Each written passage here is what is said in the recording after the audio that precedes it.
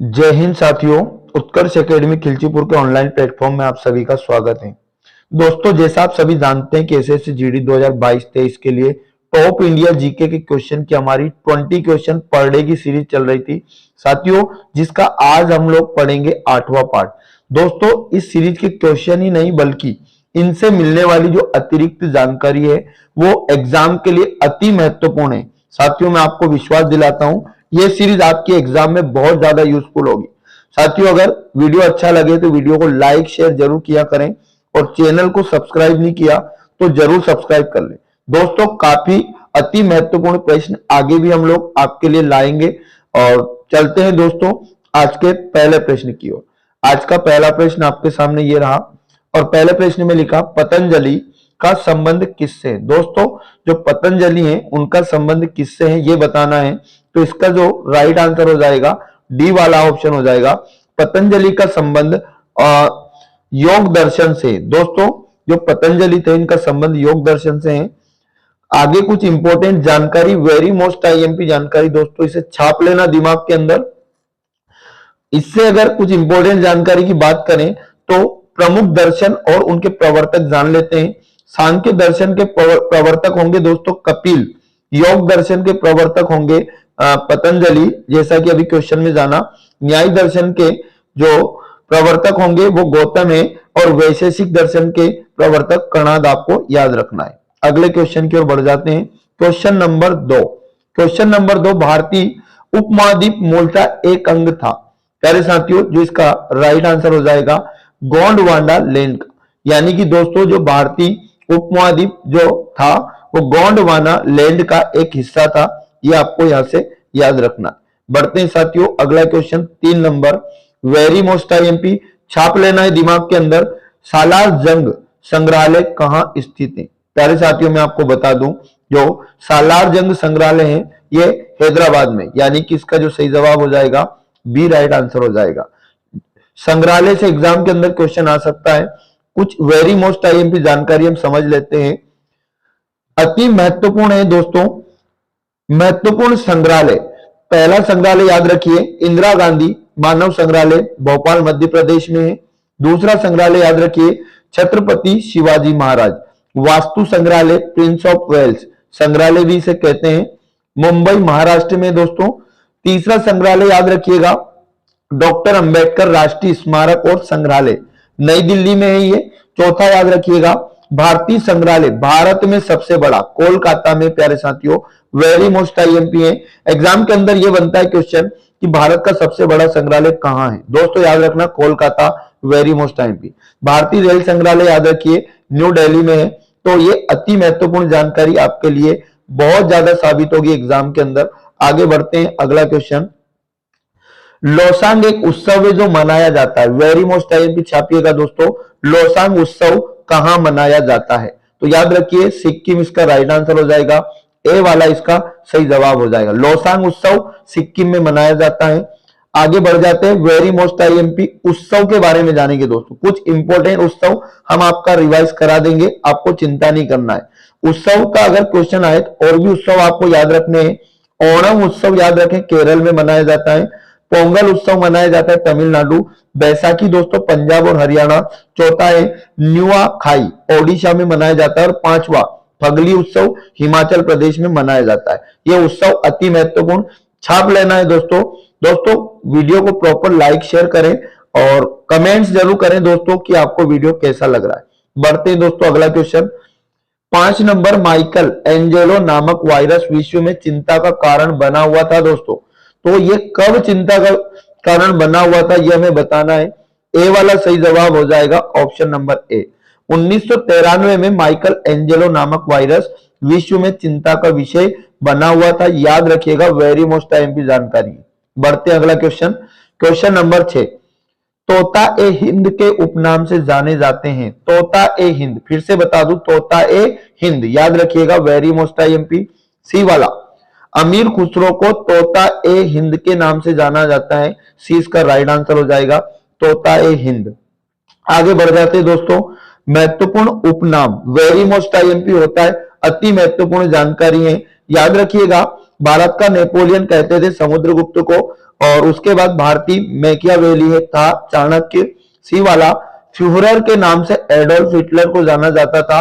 और डी वाला यानी कि चौथा ऑप्शन, चौथा आपको याद रखना है, वार्ड ऑफ एवन के नाम से विलियम शेक्सपियर को जाना जाता था। तो ये वेरी मोस्ट टाइम की जानकारी थी जो आपको याद ही रखना है। बढ़ते हैं अगला question, question number 7, Swami Vivekananda का वास्तविक नाम बताना है। इसका जो राइट आंसर हो जाएगा, बी वाला आंसर हो जाएगा, नरेंद्र नाथ दत्त। तो ये जानकारी आपको याद रखना, स्वामी विवेकानंद का वास्तविक नाम क्या था, तो नरेंद्र नाथ दत्त आपको याद रखना है। स्वामी विवेकानंद अति महत्वपूर्ण होंगे दोस्तों एग्जाम के लिए, एग्जाम में क्वेश्चन आ सकता है। सबसे पहले आपको याद रखना इनका जन्म, इनका जन्म हुआ था दोस्तों 12 जनवरी 1863 को। कहां हुआ था, तो याद रखिए कोलकाता में। स्वामी विवेकानंद का जन्म कहां हुआ, कोलकाता, आपको याद रखना है। अगला क्वेश्चन 8 नंबर, किसने कहा था दिल्ली अभी दूर है। ये नारे होते हैं ना दोस्तों, बहुत इंपॉर्टेंट होते हैं। किसने कहा था दिल्ली अभी दूर है, तो इसका जो सही जवाब हो जाएगा निजामुद्दीन औलिया। ए वाला राइट आंसर हो जाएगा निजामुद्दीन औलिया, ए इसका सही जवाब हो जाएगा। आगे बढ़ जाते हैं, दिल्ली अभी दूर है ये नारा था निजामुद्दीन औलिया का। तो कुछ महापुरुषों के वचन व नारे हम लोग जानेंगे, अति महत्वपूर्ण जानकारी है, पढ़िएगा ध्यानपूर्वक। पहला वचन आपको याद रखना, सरफरोशी की तमन्ना अब हमारे दिल में, राम प्रसाद बिस्मिल। दूसरा आपको याद रखना है, तुम मुझे खून दो मैं तुम्हें आजादी दूंगा, सुभाष चंद्र बोस। और तीसरा आराम हराम है, जवाहरलाल नेहरू का नारा था दोस्तों। और चौथा कर मत दो, सरदार वल्लभ भाई पटेल का नारा था। पांचवा आपको याद रखना, मारो फिरंगी को, मंगल पांडे का ये नारा था। तो ये नारे अति महत्वपूर्ण जो आपको याद ही रखने हैं। आगे बढ़ जाते हैं 9 नंबर, ईसा मसीह का जन्म कहां हुआ था। वेरी मोस्ट आईएमपी लगाइएगा, ईसा मसीह का जन्म कहां हुआ था। सही जवाब हो जाएगा दोस्तों सी वाला ऑप्शन, बैथलेहम। ईसा मसीह का जो जन्म हुआ था बैथलेहम में हुआ था। ईसा मसीह के बारे में जानिए, वेरी मोस्ट आईएमपी फैक्ट, इनका जन्म हुआ था ईसा पूर्व 4वीं शताब्दी में। 4वीं शताब्दी याद रखिएगा। ईसाई धर्म के ये संस्थापक थे ईसा मसीह। याद रखिएगा दोस्तों, ईसा मसीह के 2 प्रथम शिष्य, वेरी मोस्ट आईएमपी, एंड्रूज और पीटर, दोनों का नाम आपको याद रखना है। ईसा मसीह की हत्या हुई थी दोस्तों रोमन गवर्नर पोंटियस के द्वारा 33 ईस्वी में। तो एग्जाम में क्वेश्चन ये बनता है, ईसा मसीह की हत्या किसने करवाई थी, तो रोमन गवर्नर पोंटियस, आपको याद रखना है। बढ़ते हैं आगे 10 नंबर की ओर, निम्नलिखित में से कौन सी पुस्तक शशि थरूर द्वारा लिखी गई थी। पुस्तक यानी रचना एक आएगी दोस्तों, शशि थरूर की रचना बताना है। सही जवाब हो जाएगा बी वाला ऑप्शन, इनविजिबल पीपल। ये जो रचना थी दोस्तों ये थी शशि थरूर की। वेरी मोस्ट आईएमपी, याद रखिएगा। आगे बढ़ जाते हैं 11 नंबर में, यदि सूर्य की कोई किरण पृथ्वी पर नहीं पहुंचती है तो मनुष्य को की कमी से पीड़ित हो जाएगा। मनुष्य किसकी कमी से पीड़ित हो जाएगा अगर सूर्य की किरण पृथ्वी पर ना आए, तो राइट आंसर हो जाएगा विटामिन डी।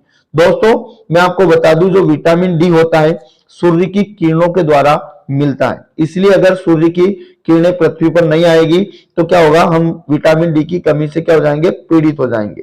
तो इतनी जानकारी आपको याद ही रखना है। विटामिन डी क्या सबसे अच्छा स्रोत है, विटामिन डी का सबसे अच्छा स्रोत कौन है, सूर्य है। तो ये भी आपको याद रखना है। आगे 12 नंबर, निम्नलिखित नदियों में से कौन सी सबसे लंबी नदी है। वेरी मोस्ट आईएमपी छापिएगा, सबसे लंबी नदी आपको यहां पर बताना है। नील नदी विश्व की सबसे लंबी नदी है, इतना आप लोगों को याद रखना है। आगे कुछ इंपॉर्टेंट जानकारी की अगर बात करें नील नदी, तो नील नदी का उद्गम याद रखना विक्टोरिया झील से हुआ है। विक्टोरिया झील से नील नदी का उद्गम हुआ। और नील नदी की जो लंबाई है दोस्तों, वेरी मोस्ट आईएमपी 6650 किलोमीटर, याद रखना है आप लोगों को। अमेजन याद रखना, अमेजन से अगर क्वेश्चन पूछ ले तो विश्व की सबसे चौड़ी नदी मानी जाती है। तो विश्व की सबसे लंबी नदी में अगर पूछे तो नील नदी बताना है, और विश्व की सबसे चौड़ी नदी हो जाएगा अमेजन, इसका सही जवाब। बढ़ जाते हैं अगला क्वेश्चन। अगला क्वेश्चन, झूलती मीनारों वाली एक मस्जिद भारत के किस शहर में स्थित है। तो इसका जो राइट आंसर हो जाएगा दोस्तों बी वाला ऑप्शन, अहमदाबाद। अहमदाबाद में झूलती मीनारों वाली एक मस्जिद है, जो आपको याद रखना है, अति महत्वपूर्ण जानकारी है। आगे अगर बात करें तो अहमदाबाद साबरमती नदी के किनारे बसा है, ये भी आपको याद रखना है। अहमदाबाद किस नदी के किनारे बसा है, साबरमती नदी, इसका सही जवाब हो जाएगा। आगे बढ़ जाते हैं नेक्स्ट, 14 नंबर में निम्नलिखित में से कौन से खेल में गेंद का इस्तेमाल नहीं किया जाता। चार ऑप्शन आपके सामने दिए गए हैं।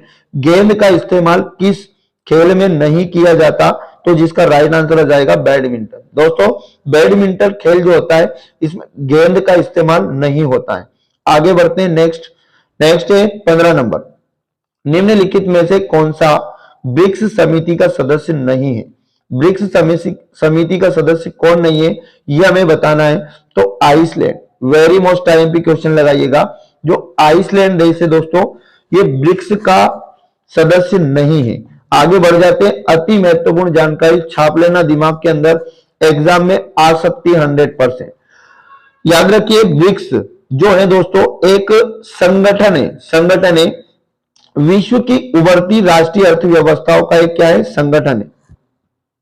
ब्रिक्स की स्थापना याद रखिए 16 जून 2009 में हुई थी और इसका मुख्यालय दोस्तों शंघाई चीन में। ब्रिक्स का हेडक्वार्टर शंघाई चीन में है और ब्रिक्स के 5 देश सदस्य दोस्तों B4 याद रखिए ब्राजील और R4 याद रखिए रूस।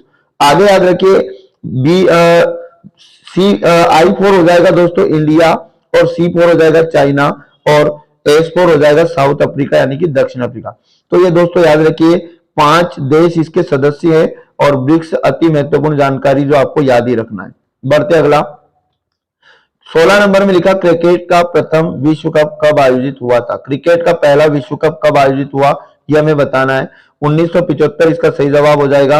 1975 में क्रिकेट का पहला विश्व कप आयोजित हुआ था। आगे बढ़ जाते हैं। अति महत्वपूर्ण जानकारी जो आपको याद रखना है। 1975 में जो विश्व कप हुआ था पहली बार, इसका पहला आयोजन हुआ था दोस्तों इंग्लैंड में। Very most IMP. विजेता देश वेस्ट इंडीज था। एग्जाम में अगर पूछा जाए कि विश्व कप का जो प्रथम विजेता देश था वो कौन था दोस्तों, तो आपको बताना वेस्ट इंडीज और उप विजेता दोस्तों ऑस्ट्रेलिया। ऑस्ट्रेलिया को किसने हराया था, वेस्ट इंडीज ने हराया था। आगे बढ़ जाते हैं। अति महत्वपूर्ण क्वेश्चन, किसने गुरिल्ला युद्ध के तरीकों की शुरुआत की थी, तो इसका जो सही जवाब हो जाएगा दोस्तों शिवाजी। शिवाजी ने क्या किया था, गुरिल्ला युद्ध के तरीकों की क्या की थी, शुरुआत की। सी इसका राइट आंसर याद रखिएगा शिवाजी। आगे बढ़ते हैं। नेक्स्ट अगला क्वेश्चन 18 नंबर। 18 नंबर, निम्नलिखित भारतीयों में से कौन यूनेस्को का अध्यक्ष रहा है। 4 भारतीयों के नाम दिए हैं, इनमें से कौन यूनेस्को का अध्यक्ष रहा यह हमें बताना होता है। अति महत्वपूर्ण, छापिएगा। इसका राइट आंसर हो जाएगा ए वाला जाकिर हुसैन। डॉक्टर जाकिर हुसैन जो है दोस्तों यूनेस्को के अध्यक्ष रह चुके हैं, यह बात आपको याद रखना है। अति महत्वपूर्ण जानकारी याद रखिए। यूनेस्को के वर्तमान जो अध्यक्ष है दोस्तों आंद्रे अजोले हैं, इनका नाम याद रखिए। Very most IMP.